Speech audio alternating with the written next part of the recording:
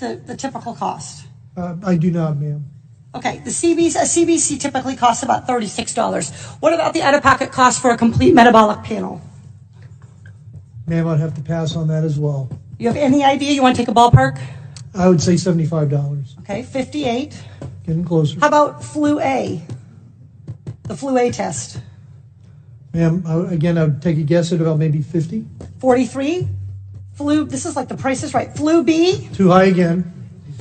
I would probably say 44. That's good. How about the cost of an ER visit for someone identified as high severity and threat? I'm sorry, ma'am, what was the question again? How about the cost of an ER visit for somebody identified as having high severity or high threat? High severity, but ma'am, that's probably about $3,000 to $5,000. Okay. That is $1,151. This all totals up to $1,331. That's assuming they aren't kept in isolation.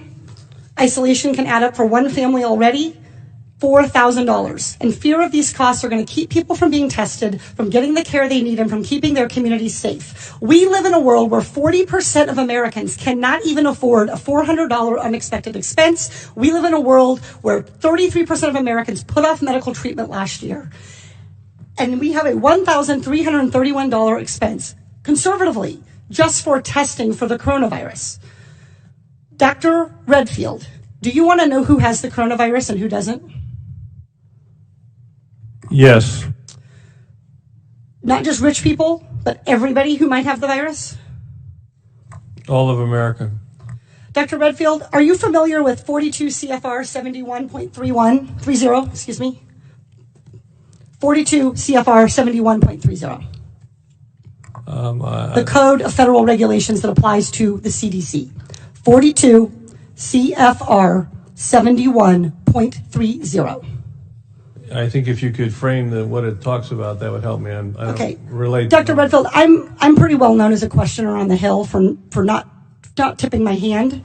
I literally communicated to your office last night and received confirmation that I was going to be asking you about 42 CFR 71.30.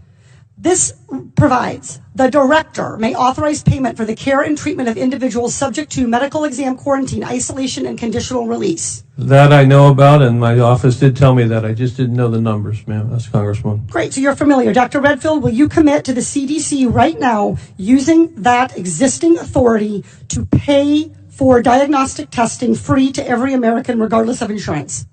Well, I can say that we're going to do everything to make sure everybody can get the care they need. Reclaiming my time.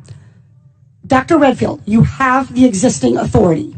Will you commit right now to using the authority that you have vested in you under law that provides in a public health emergency for testing, treatment, exam, isolation without cost? Yes or no? What I'm going to say is I'm going to review it in detail with CDC and the department. Reclaiming my time. Dr. Redfield, respectfully, I wrote you this letter along with my colleagues, Rosa DeLaura and Lauren Underwood, Congressman Underwood and Congressman DeLaura. We wrote you this letter 1 week ago. We quoted that existing authority to you, and we laid out this problem. We asked for a response yesterday. The deadline and the time for delay has passed. Will you commit to invoking your existing authority under 42 CFR 71.30 to provide for coronavirus testing for every American regardless of insurance coverage? What I was trying to say is that CDC is working with HHS now to see how we operationalize that. Dr. Redfield, I hope that answer weighs heavily on you, because it is going to weigh very heavily on me and on every American family. Our intent is to make sure every American gets the care and treatment they need at this time of this major epidemic, and I'm currently working with HHS to see how to best operationalize it. Dr. Redfield, you don't need to do any work to operationalize. You need to make a commitment to the American people so they come in to get tested. You can operationalize the payment structure tomorrow. I think you're an excellent questioner, so my answer is yes. Excellent. Everybody in America hear that.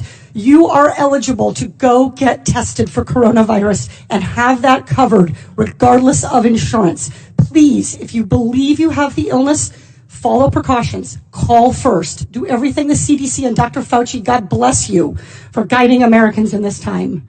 But do not let a lack of insurance worsen this crisis. And I would just like to echo what you said. It's a public health, a very important public health, that those individuals that are in the shadows can get the health care that they need during this the time of us